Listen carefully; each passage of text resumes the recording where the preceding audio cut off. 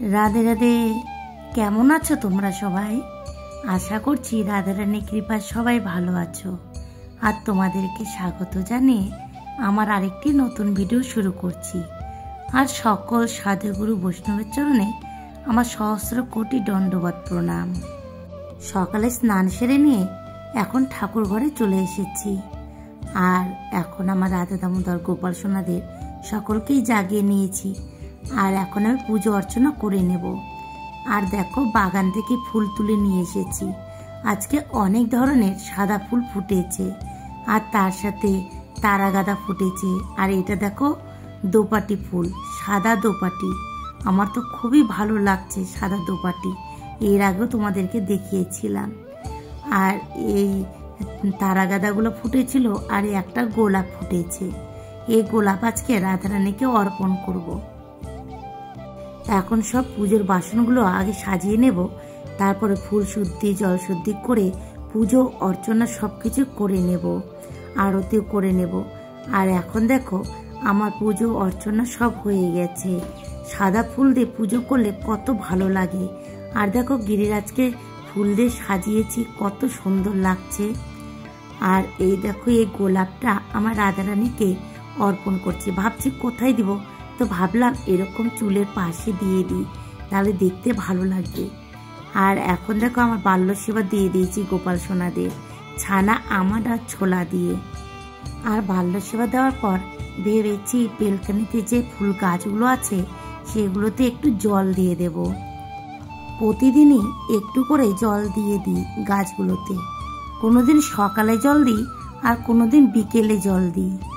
আর গাছে জল দেওয়ার নিয়ম সকালে আর বিকেলে, কারণ আমার মা বলে যে দুপুরের দিকে যখন রৌদ্র ওঠে সেই সময় গাছে জল দিলে গাছ নাকি নষ্ট হয়ে যাওয়ার সম্ভাবনা থাকে। সেই কারণে সকালে না হলে বিকেলে গাছে জল দিতে হয়। কারণ খুব রৌদ্রের মধ্যে যদি গাছে জল দেওয়া হয় তখন গাছে ক্ষতি হতে পারে। সে কারণে জল দেওয়ার নিয়ম সকালে কিংবা বিকেলে। আমিও তাই করি। আমি কখনো সকালে দিই, আর কখনো কখনো বিকেলেও জল দিই। আর দেখো, এই ধরনের গাছগুলো নাকি একবার ফুল হওয়ার পরেই নষ্ট হয়ে যায়। আর এই গাছগুলো পরের বছর আর হবে না, এই বছরে ফুল দেওয়ার পর নষ্ট হয়ে যাবে। আমি যেখান থেকে গাছগুলো নিয়েছি সেখানে এই কথা জিজ্ঞেস করেছিলাম, তখন তারা এই কথাটাই বলেছিল। আর দেখো, এখানে একটা গাঁদা ফুলের গাছও রেখেছি, দেখছি অনেক কলি এসেছে। আর গাছে জল দেওয়ার পর সবজি আমান্নি করে নিয়ে এখন দুপুরে রান্না বসিয়ে দিয়েছি। আর আজকে 10টা ভোগের জন্য কিছু তৈরি করব না, ভেবেছি ওটস আছে, ওটস দিয়ে আজকে 10টা ভোগটা আমার গোপাল সোনাদের দিয়ে দেব। আর দেখো, আমি বিশেষ কিছু আজকে রান্না করব না। এই সজনা বানিয়ে নিয়েছি, এই সজনা দিয়ে আলু সেদ্ধ করে রেখেছি। আলু সেদ্ধ করে সজনা দিয়ে আর মাসকলাই ডালের বড়ি দিয়ে পাতলা করে সবজি রান্না করব। আর এই সবজির মধ্যে একটু টমেটো দেব। এদিকে বেগুন ভেজে নিয়েছি, একটু কাঁচা কলা ভাজা করেছি, আর একটু আলু আর বিনস ভাজা করছি। এখন আলু সবজিটা বসিয়ে দিয়েছি। আর এই আলু সবজির মধ্যে মশলা দিয়েছি আদা বাটা, জিরে বাটা, আলাদা কিছু আর দিইনি। আর একটু লঙ্কা গুঁড়ো দিয়েছি। আজকে রান্না বান্না করে নিয়ে ভেবেছি ছেলের ঘরটা একটু ভালো করে পরিষ্কার করে নেব। আর যারা যারা আমায় কমেন্ট করেছো, আর যারা যারা আমার ভিডিওগুলো দেখো, তাদের সকলকে জানাই অসংখ্য ধন্যবাদ। এইভাবে তোমরা সবাই আমার পাশে থেকো। আর শম্পা দিদি ভাই, তুমি বলেছ যে তুমি কয়েকদিন খুব ব্যস্ত ছিলে, সে কারণে তুমি আমার ভিডিওগুলো দেখতে পারোনি। আর তার সাথে কথা বলেছ দাদা ভাইয়ের অপারেশন হয়ে গেছে। আর তুমি বলেছ দাদা ভাই এখন ভালো আছে। এই কথা শুনে সত্যি আমার খুব ভালো লাগলো। দিদি ভাই, তুমি ভালো থেকো, আর দাদা ভাইয়েরও খেয়াল রেখো। এখন দেখো, রান্না আমার হয়ে গেছে, আর আমি ভোগ লাগিয়ে দিয়েছি। তোমরা সকলে ভোগ দর্শন করো। আর ভোগের পর আমি আমার ছেলের ঘরের কিছু কাজ আজকে তোমাদের সাথে শেয়ার করছি। এই ঘরে একটা আলনা রেখেছি, আর একটা আমার পুরনো শোকেস আছে। এই শোকেসটা অনেক দিন আগেকার, আমার বিয়ের পরপরই নেওয়া হয়েছিল। আর এই আলনাতে কাপড় চোপড় রাখলে খুবই সুবিধে হয়, আমার ছেলের পক্ষেও সুবিধে হয় এবং আমাদের অন্য ঘরেও আলনা আছে, কারণ আমি আলনাটা ব্যবহার করি, কারণ কাপড় চোপড় রাখতে এবং নিতে খুবই সুবিধে হয় সে কারণে। আর আমার ছেলের ঘর প্রতিদিন এইভাবে পরিষ্কার করার সময় করে উঠতে পারি না, সে কারণে সপ্তাহে একদিন এইভাবে সম্পূর্ণ ঘরটায় পরিষ্কার করি। আর প্রতিদিন শুধু বিছানাটা আর একটু কাপড় চোপড়গুলো ঠিকঠাক করে রাখি, এইটুকুই। আর সপ্তাহে একদিন করে এইভাবে সবকিছু পরিষ্কার করে রাখি, কারণ আমাদের তো আর একটা ঘর না, অনেকগুলো ঘর। মেয়ে যেদিন বাড়িতে থাকে সেদিন মেয়েও আমাকে একটু সাহায্য করে, কিন্তু ওর বেশিরভাগ কলেজ টিউশন এগুলো থাকে, এই কারণে বিশেষ কিছু করতে পারে না।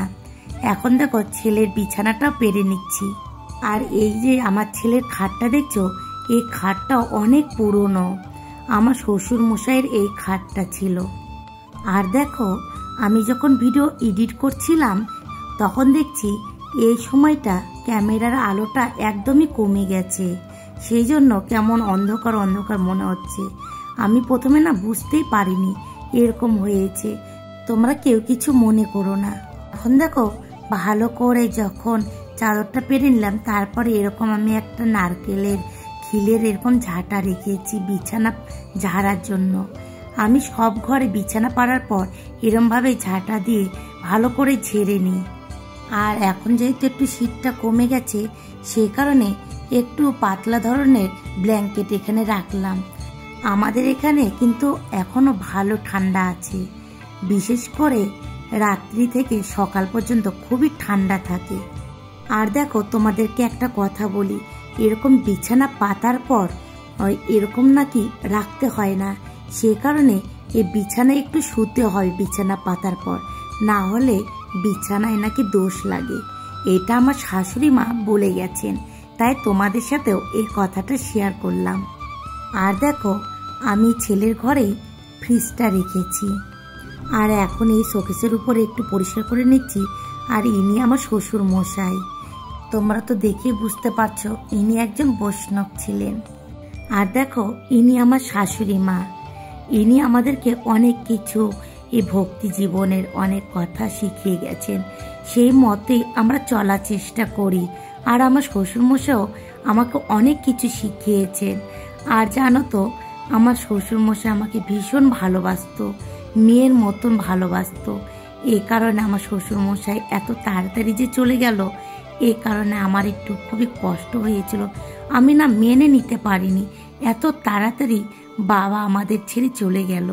এখনো ওনার কথা খুব মনে পড়ে, কিন্তু এটাও তো মেনে নিতেই হবে, কারণ এই জগতে একবার যদি কেউ আসে তাকে আবার ফিরে যেতেই হবে, এটাই এই জগতের নিয়ম। এখন দেখো ঘরটা ঝাড় দিলেই আমার পরিষ্কার করা হয়ে যাবে।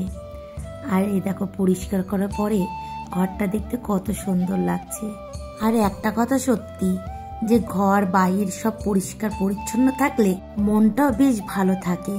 এখন দেখো ঘরটা সব পরিষ্কার হয়ে গেছে, আর এখন আমি একটু প্রসাদ পেয়ে নেব, প্রসাদ পেয়ে মালা জপ করে নেব, তারপরে আবার বিকেলের ভোগটাও দিয়ে দেব।